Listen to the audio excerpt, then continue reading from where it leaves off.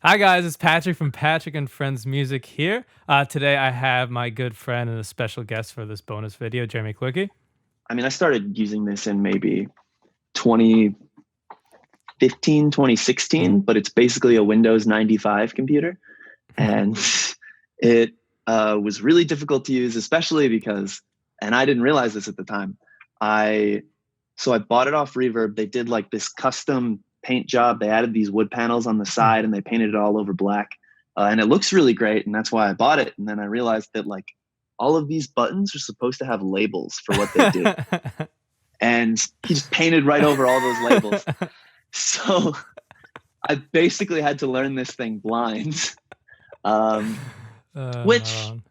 Which it was a much steeper learning curve, but I think I got good at it a lot faster just by knowing instinctively what everything did.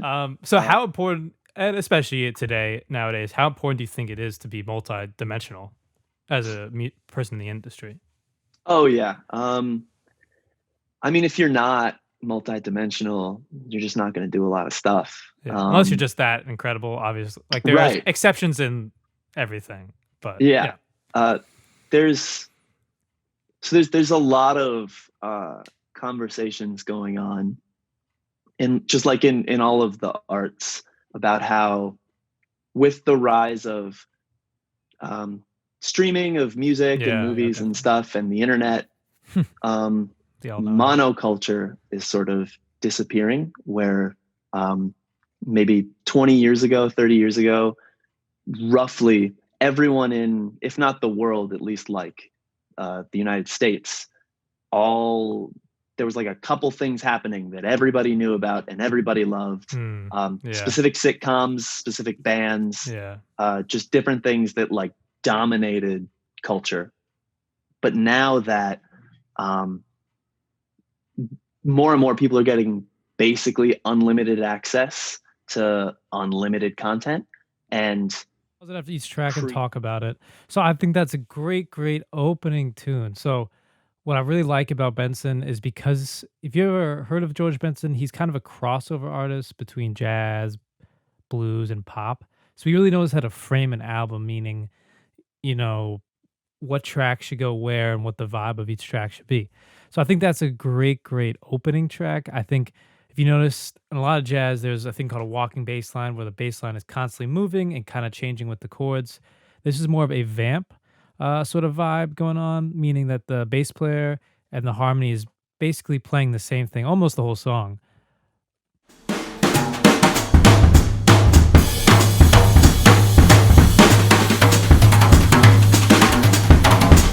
Hey everybody, this is Jeremy over at Patrick and Friends Music Company with a special bonus lesson on soloing and improvisation. And those ideas come from the melody of Olio, which Patrick will insert right here.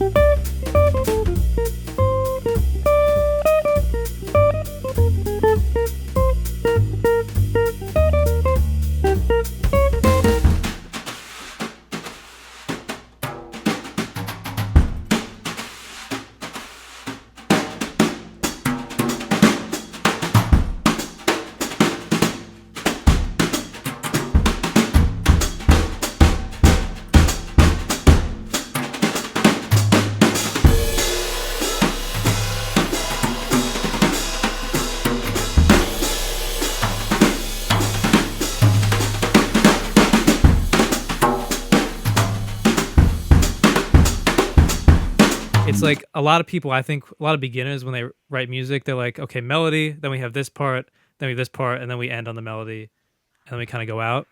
I kind of like when people just throw the melody in like a different instrument, just give it a different sort of layering sort of thing. Do you have anything else about the song? Well, I'm actually not familiar with PJ Morgan at all, which I kind of wanted to like be thrown into it. But is he a pianist as well? Yeah. So that's him playing. I think that's him playing I know he plays piano. I don't know if that's specifically him playing on that. As soon as like the beat came in, I knew like, okay, this guy loves Stevie Wonder. Yeah. See that,